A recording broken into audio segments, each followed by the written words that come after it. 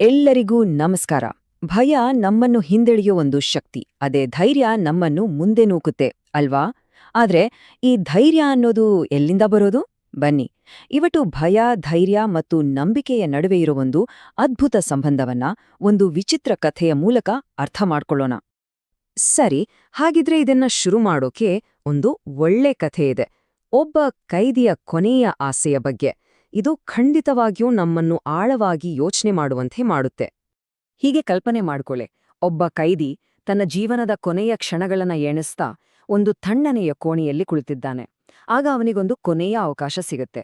ಅದೇನಂದ್ರೆ ತನ್ನ ಕೊನೆಯ ಊಟವಾಗಿ ತನ್ಗೆ ಏನ್ ಬೇಕೋ ಅದನ್ನ ಕೇಳಬಹುದು ಅಂತ. ಆದ್ರೆ ಆ ಕೈದಿ ಕೇಳಿದ್ದನ್ನ ಕೇಳಿ ಎಲ್ಲರಿಗೂ ಆಶ್ಚರ್ಯವಾಯ್ತು.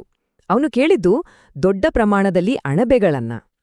ಯಾಕೆ ಅಂತ ಕೇಳಿದ್ರೆ ಅವನು ನಗ್ತಾ ಹೇಳಿದ, ನಂಗೆ ಯಾವಾಗ್ಲೂ ಅಣಬೆ ತಿನ್ಬೇಕು ಅನ್ನೋ ಆಸೆ ಇತ್ತು, ಆದ್ರೆ ಎಲ್ಲಾದ್ರೂ ಅದು ವಿಷ ಆಗಿದ್ರೆ ಅಂತ ಹೆದರಿಕೆ, ಅದಕ್ಕೆ ತಿನ್ನಿಲ್ಲ. ನೋಡಿ, ಈಗ ಸಾವೇ ಮುಂದಿರುವಾಗ ಅವನಿಗೆ ಆ ಹೆದರಿಕೆ ಇರ್ಲಿಲ್ಲ ಅಲ್ವಾ? ಈ ಸಣ್ಣ ಕಥೆ ಧೈರ್ಯದ ನಿಜವಾದ ಸ್ವರೂಪದ ಬಗ್ಗೆ ನಮಗೆ ಏನ್ ಹೇಳುತ್ತೆ? ಬನ್ನಿ, ಇದರ ಬಗ್ಗೆ ಸ್ವಲ್ಪ ಆಳವಾಗಿ ನೋಡೋಣ. ನೋಡಿ, ಇಲ್ಲಿ ನಾವು ಅರ್ಥ ಮಾಡ್ಕೋಬೇಕಾದ ಮುಖ್ಯ ವಿಷಯ ಅಂದ್ರೆ ಧೈರ್ಯ ಅಂದ್ರೆ ಭಯ ಇಲ್ಲದಿರುವುದಲ್ಲ. ಬದಲಾಗಿ ಭಯ ಇದ್ರೂ ಕೂಡ ಮುನ್ನುಗ್ಗಿ ಕೆಲ್ಸ ಮಾಡುವ ಒಂದು ಇಚ್ಛಾಶಕ್ತಿ. ಇದು ಕೇವಲ ಒಂದು ಭಾವನೆ ಅಲ್ಲ, ಇದೊಂದು ನಿರ್ಧಾರ, ಒಂದು ಕ್ರಿಯೆ. ಇಲ್ಲಿ ಗಮನಿಸ್ಬೇಕಾದ ಇನ್ನೊಂದು ವಿಷಯ ಇದೆ.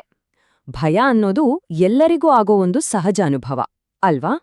ಆದ್ರೆ ಧೈರ್ಯ ಅನ್ನೋದು ನಾವು ಮಾಡುವೊಂದು ಆಯ್ಕೆ. ಆ ಭಯವನ್ನೇ ನಂಬಿಕೆಯುಳ್ಳ ಒಂದು ಕ್ರಿಯೆಯಾಗಿ ಪರಿವರ್ತಿಸೋ ಶಕ್ತಿಯೇ ಧೈರ್ಯ. ರಾಬರ್ಟ್ ಲೂಯಿಸ್ ಸ್ಟೀವೆನ್ಸನ್ ಅವರ ಈ ಮಾತು ಇದನ್ನೇ ಒತ್ತಿ ಹೇಳುತ್ತೆ. ನಮ್ಮ ಭಯವನ್ನ ನಮ್ಮಲ್ಲೇ ಇಟ್ಕೋಬೇಕು, ಆದ್ರೆ ನಮ್ಮ ಧೈರ್ಯವನ್ನ ಬೇರೆಯವರ ಜೊತೆ ಹಂಚ್ಕೋಬೇಕು ಅಂತ. ಯಾಕಂದ್ರೆ ಧೈರ್ಯ ಅನ್ನೋದು ಸ್ಫೂರ್ತಿ ಕೊಡೋ ಒಂದು ಶಕ್ತಿ. ಅದು ಒಬ್ರಿಗೆ ಸೀಮಿತವಾಗದೆ ಎಲ್ಲರಿಗೂ ಬೆಳಕಾಗಬೇಕು. ಸರಿ, ಇದೇ ತತ್ವವನ್ನ ಸುವಾರ್ತೆಯಲ್ಲಿ ಬರುವೊಂದು ಮುಖ್ಯ ಘಟನೆಯಲ್ಲಿ ಹೇಗೆ ನೋಡಬಹುದು ಅಂತ ಈಗ ಗಮನಿಸೋಣ. ಯೇಸು ಪ್ರೀತಿ ಮತ್ತು ಒಳ್ಳೆಯತನದ ಸಂದೇಶವನ್ನು ಸಾರುತ್ತಿದ್ದರು. ಆದರೂ ಅವರು ನಿರಂತರವಾಗಿ ಹಗೆತನವನ್ನ, ವಿರೋಧವನ್ನ ಎದುರಿಸಿದ್ರು. ಅವರನ್ನು ತಿರಸ್ಕರಿಸಲಾಯಿತು, ಬಾಯ್ಗ್ ಬಂದಾಗೆ ಮಾತಾಡ್ದ್ರು ಮತ್ತು ಅವರ ವಿರುದ್ಧ ಪಿತೂರಿಗಳನ್ನು ಮಾಡಿದ್ರು.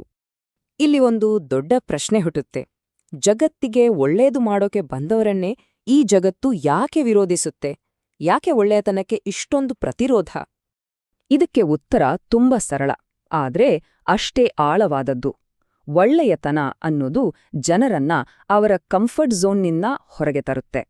ಹಾಗೆಯೇ ಸತ್ಯ ಅನ್ನೋದು ಸುಳ್ಳಿನಿಂದ ಲಾಭ ಪಡೆಯುತ್ತಿದ್ದವರನ್ನ ಅಲುಗಾಡಿಸಿಬಿಡುತ್ತೆ. ಇದೇ ಸಂಘರ್ಷದ ಮೂಲ ಕಾರಣ.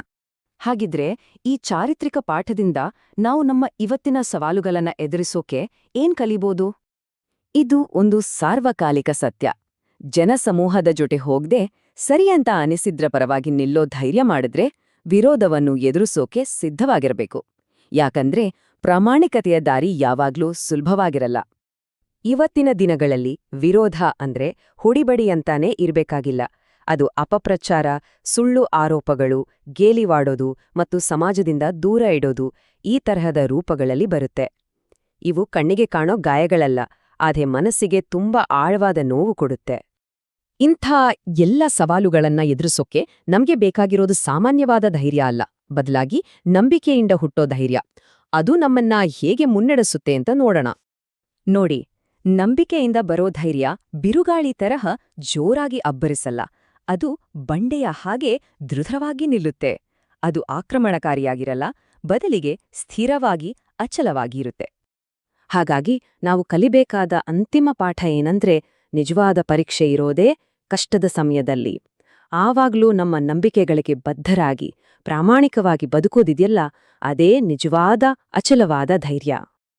ಸರಿ, ಈ ಎಲ್ಲ ಮಾತುಕತೆಯ ಕೊನೆಯಲ್ಲಿ ನಾವೆಲ್ಲರೂ ನಮ್ಮಿಗೆ ನಾವೇ ಕೇಳ್ಕೊಳ್ಬೇಕಾದ ಒಂದು ಪ್ರಶ್ನೆ ಉಳಿದಿದೆ. ಎಷ್ಟೇ ಕಷ್ಟ ಬಂದ್ರೂ ನಮ್ಮ ನಂಬಿಕೆಗಳಿಗೆ ಅನುಗುಣವಾಗಿ ಪ್ರಾಮಾಣಿಕವಾಗಿ ಬದುಕುವುದು ಹೇಗೆ? ಇದು ಖಂಡಿತವಾಗಿಯೂ ನಮ್ಮೆಲ್ಲರ ಚಿಂತನೆಗೆ ಒಂದು ಒಳ್ಳೆ ವಿಷಯ.